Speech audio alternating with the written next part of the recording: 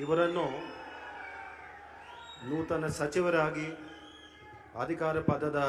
ಮತ್ತು ಗೌಪ್ಯತಾ ಪ್ರಮಾಣ ವಚನವನ್ನು ಸ್ವೀಕರಿಸಲು ವೇದಿಕೆಗೆ ಆಹ್ವಾನಿಸುತ್ತೇನೆ.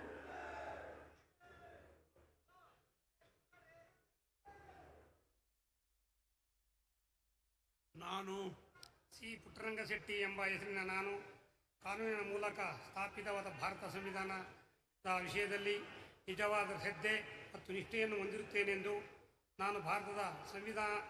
ಸಾರ್ವಭೌಮತ್ವವನ್ನು ಮತ್ತು ಅಖಂಡತೆಯನ್ನು ಎತ್ತಿ ಹಿಡಿಯುತ್ತೇನೆಂದು ಮತ್ತು ಕರ್ನಾಟಕ ರಾಜ್ಯದ ಮಂತ್ರಿಯಾಗಿ ನನ್ನ ಕರ್ತವ್ಯವನ್ನು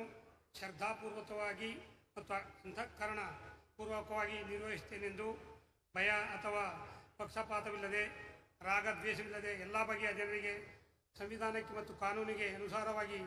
ನ್ಯಾಯವಾದುದನ್ನೇ ಮಾಡುತ್ತೇನೆಂದು ದೇವರ ಹೆಸರಿನಲ್ಲಿ ಪ್ರಮಾಣ ಮಾಡುತ್ತೇನೆ.